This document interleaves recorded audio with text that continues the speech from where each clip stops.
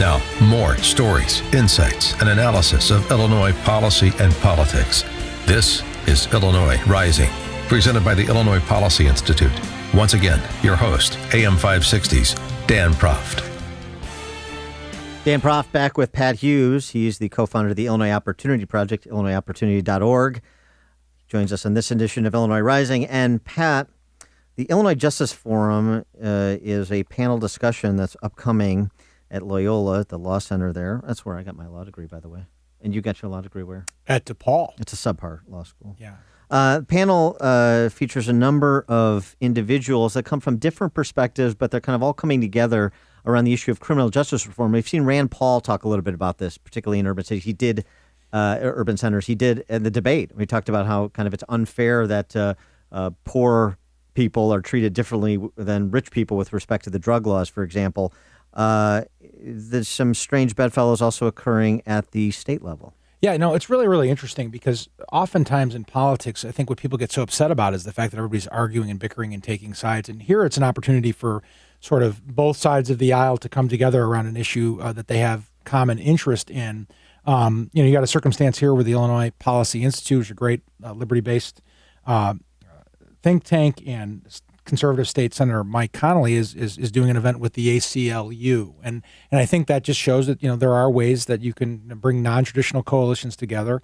And it is a little bit of a strange bedfellow, but it's also encouraging that there are issues out there that people from supposedly disparate ideas and ideologies can get together around an issue. And well, let's put some meat on this bone. What specifically are those issues where this non-traditional coalition, as you suggest, are being built to support? And we're now joined by Bryant Jackson Green, who's a criminal justice policy analyst at the aforementioned Illinois Policy Institute. Bryant, thanks so much for joining us. Appreciate it.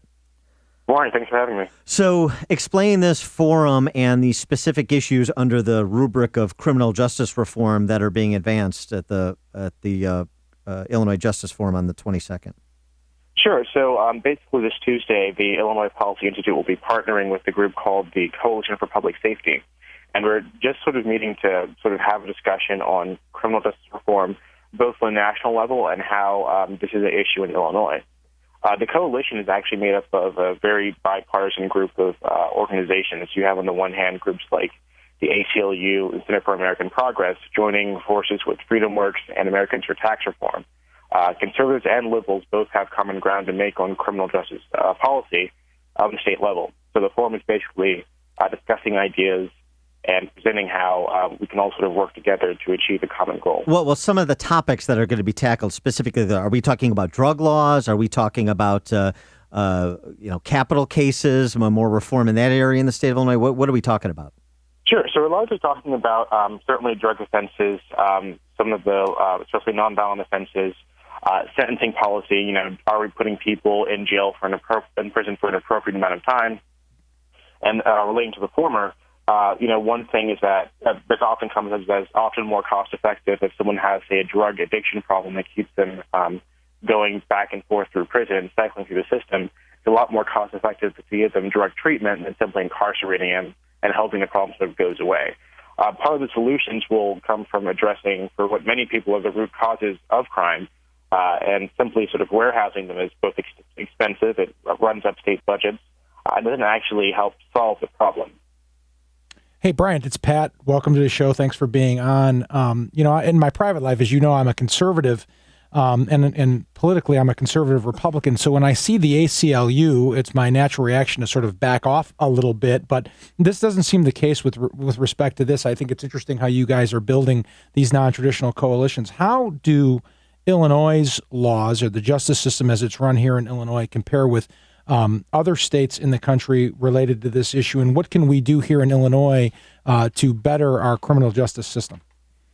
Well, in Illinois, like a lot of other states, there was definitely an increase towards increased sentencing over the 80s and 90s for a lot of more nonviolent offenses. And as a result, like right now, we spend $1.4 billion on state prisons. And in fact, Illinois actually leads the Midwest in spending per offender. About $38,000 per year. For example, Indiana only spends about $14,000 per year on its inmates. So I think that generally the perspective we need to take is, reducing prison populations, and certainly in a very safe and careful manner, but towards getting people the treatment they need if it's a drug offense. Having restorative justice programs, say for property offenses, where you make property offenders compensate their victims for their losses, which often doesn't happen when someone's in prison because, of course, you can't work to pay off a debt while you're incarcerated. And sort of looking at sort of alternative means to get people, help they need a vast process that's causing them to commit crime, and making sure sentencing is appropriate to deter people without raising costing taxpayers as much as prison has in the past and does currently. This conversation going to include the judicial component. I mean, yes, of course, the judges are abide the laws when it comes to sentencing guidelines or minimum mandatories, but ultimately, don't you need judicial buy-in to support these kind of reforms? Absolutely, and there are some judges who are certainly on board with this, but I think that the main solution to this will actually have to first focus on legislative changes, because of course judges have sentencing guidelines, and statutes do sort of outline the ranges through which someone can be sentenced for a particular offense, and that's part of why Governor Bruce Rauner has announced a commission that's working since February to come up with proposals to reduce Illinois' prison population over the next 10 years by 25%.